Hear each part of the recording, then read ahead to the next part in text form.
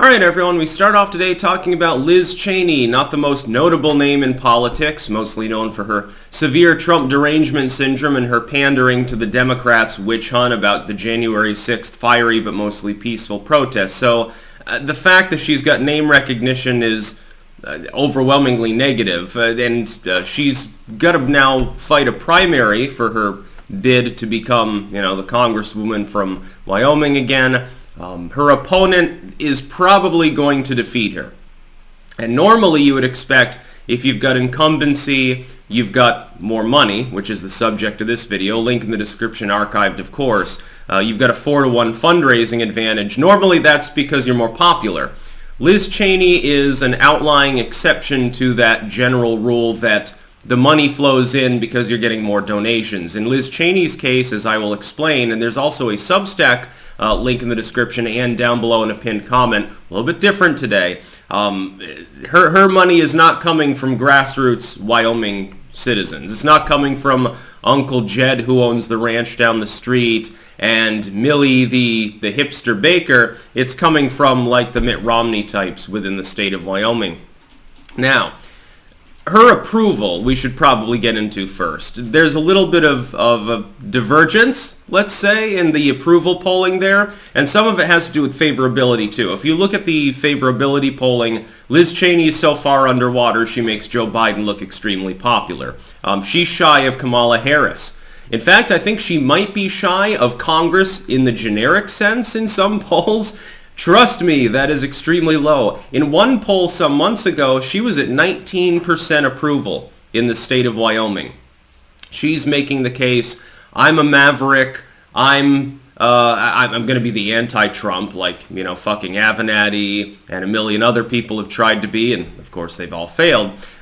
She's trying to cast herself off as an outsider, despite the fact that she's actually a throwback to 80s, 90s, 2000s Republicans, which she's a dinosaur in the age of flight. She's a biplane in the age of a space rocket. She's like dial-up in the last 10 years. She represents the country club conservative approach.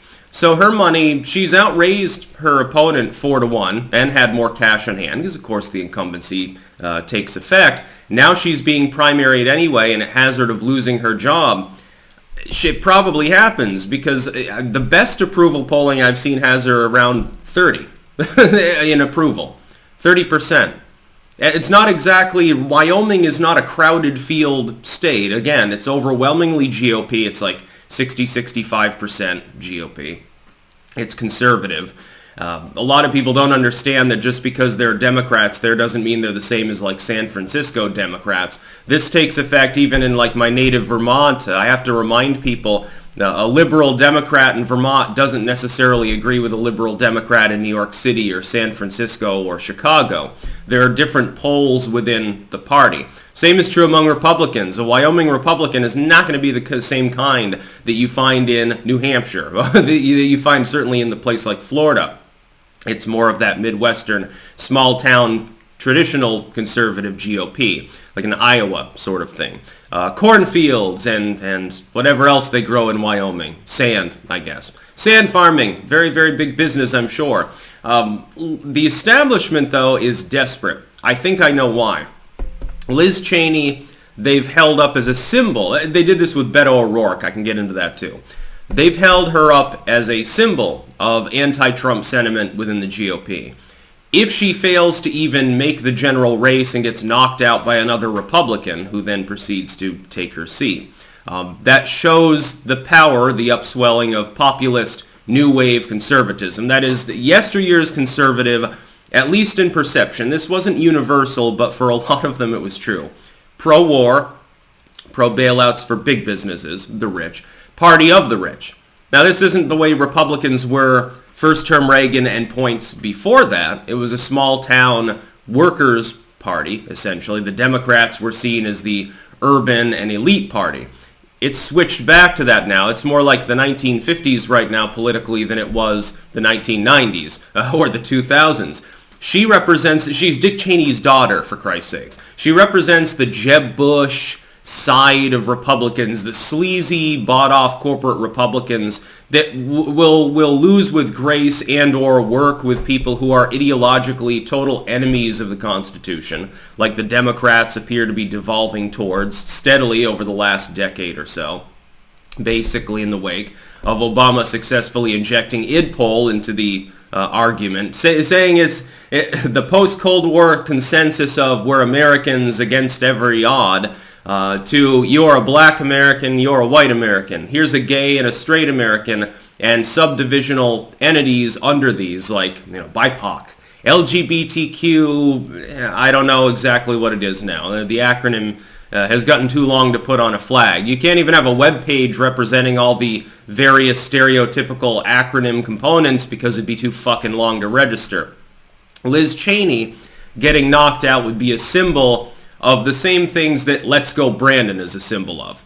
The trucker protests, all of these things that are going on, that the meme and genuinely grassroots side of activity within the GOP, from Bannon subsuming local precincts to the Republicans smashing through old guard conservatives, getting rid of them, almost in the same style the Occupy Democrats did with a bunch of House seats among the Democrats, to disastrous ends there. And in a much more limited sense, the Republicans have taken the same basic principle that was working for the far left, appropriated it, and made it work on a national level by going after the local and state level. The Democrats have a more top-down approach. The leftoids are holding themselves back, by the way, in so doing. Thanks to Pressler and Bannon and some of these other figures, thanks to the overwhelming plurality of independent media being pro-populism, at least not necessarily in a puristic sense, you've got this tidal wave of Republicans winning, where Republicans, in Liz Cheney's sense, they're not supposed to be winners.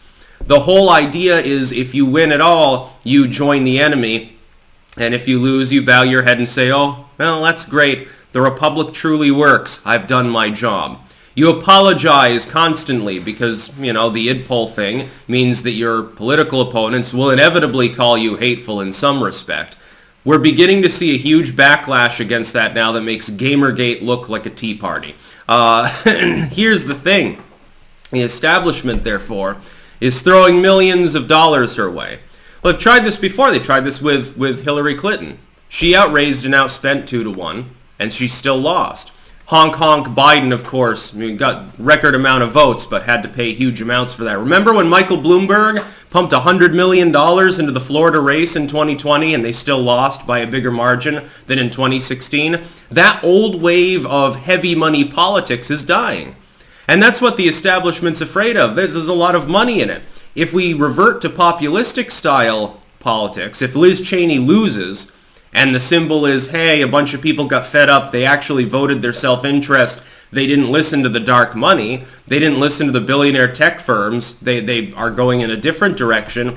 All the country club conservatives are exactly the same as the penthouse liberals. They'll lose their jobs. Their donors won't have anyone to donate to. They'll have to spend a decade trying to corrupt fence sitters within the populist movement and buy them up. It'll take a lot of time to start more wars, which also make their shareholders a lot of money. Liz Cheney's the face of the establishment. It's hilarious when people try to cast her off as some sort of #resist Dumbledore's army wizard or witch. She's fighting the evil Voldemort, Trump, and all of these other cringy things that people say within politics that are flat out non-true. If you just have a casual review of political history over the last few decades in the U.S., you will understand. Go ahead and look at the things that the Bush-era Republicans were saying. That's Liz Cheney. It shouldn't surprise us. The apple didn't fall far from the rotting tree. That's about all. Peace out.